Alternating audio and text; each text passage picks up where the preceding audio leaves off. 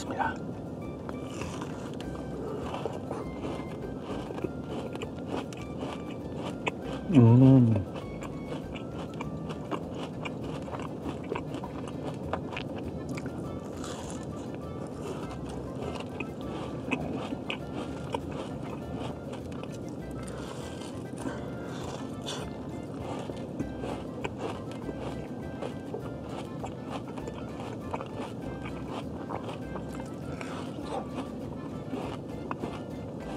Untuk dia punya coklat dia ni, dia pakai dark coklat tau. So kau akan rasa semi sweet dark coklat macam tu.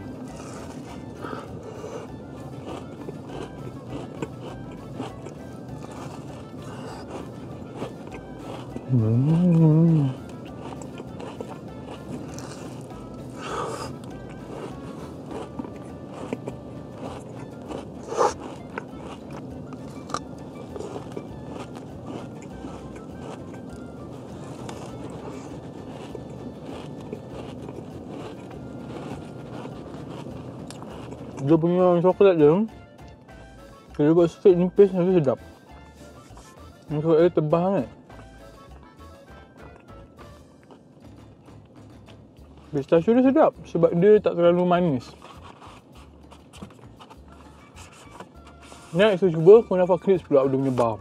Ya Allah. Ini baru mantap, boy. Hari tu kita dah makan dah berbagai jenis kek coklat moist. Tapi kalau korang nak raya mahrim ataupun B40, this one. Gitu packaging dia. Wah. Dia punya coklat dia banyak kat tepi tu, dah macam swimming pool. Bismillah. Ya Allah. Lele, hari tu kita komplain dapat kering, hari ni dah bagi basah. Bismillah.